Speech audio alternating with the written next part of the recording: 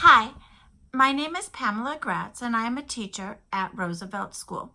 The purpose of this video is threefold. The first part of the video will address the importance of building relationships with adult learners.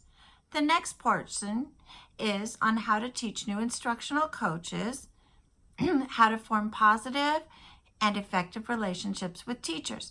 And the final portion of this video gives coaches strategies on how to communicate effective descriptive feedback to adult students. Before I go any further, I would like to introduce my friend and colleague, Jim Clark. Hi. Jim is a 5th grade teacher at Roosevelt Elementary School.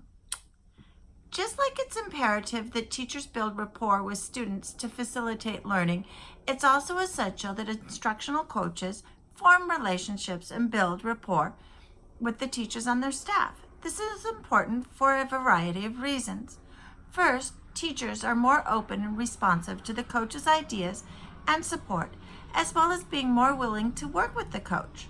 Once you've built rapport and established relationships, teachers are more likely to attend, pay attention, and enjoy professional development. Teachers are also more motivated to learn and try new approaches. Finally, when coaches and teachers form friendly relationships, the atmosphere at school becomes cooperative, supportive, and welcoming. Everyone benefits, especially the students.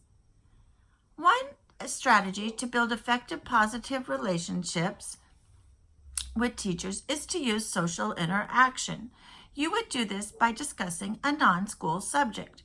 This could include hobbies and television shows, family, sports, and any other common interests. Here is an example.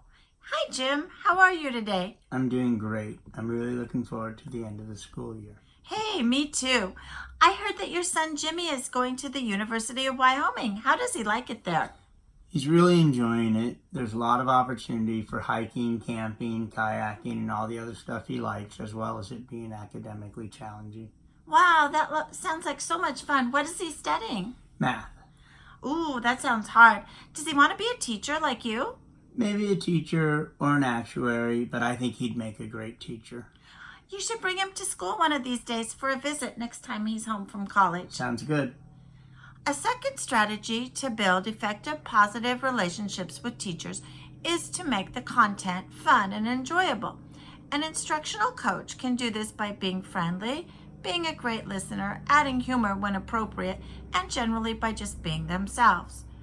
It's also important that an instructional coach give effective feedback. In order to give effective feedback, an instructional coach needs to be organized. When you visit a classroom, you might want to divide your observation form into sections.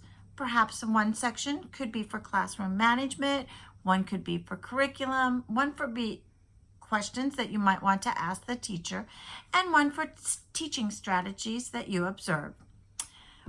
One good strategy for giving effective feedback is to be a great listener. Give the teacher your full attention.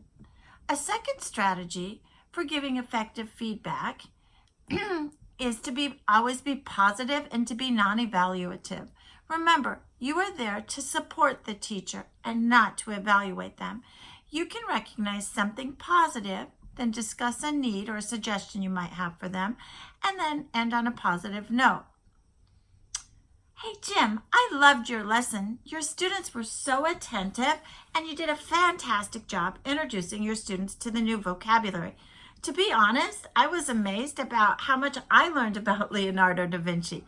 The parachute kite experiment that your kids did was just amazing. Thanks. I really enjoyed teaching that lesson. What do you think went well?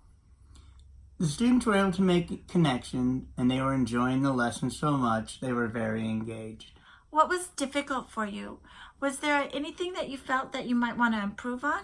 Yes, I would like more students to share out loud with the class. It's so important that students are able to share and talk in front of their classmates, especially these 5th graders who will be going to middle school next year.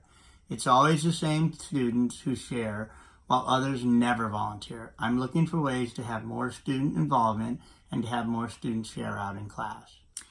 I noticed that you did one think, pair, share. Perhaps you could add additional think pair shares to your lesson. Maybe you could even take it a step further and have each of the students pick out something that they think is important in the lesson and teach it to their other partner. Would you be willing to try something like that? Yes, that sounds good. I think I would like to try that. I really like the idea of having students teach each other. That will be a great way to review the lesson. I would absolutely love to see it. Can we make an appointment so I can come visit your class again? Sounds good to me.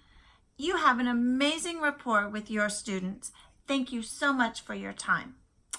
And thank you for watching this instructional video. I hope you were able to take away some suggestions and strategies on how to establish relationships with teachers and how to give effective feedback. Thank you.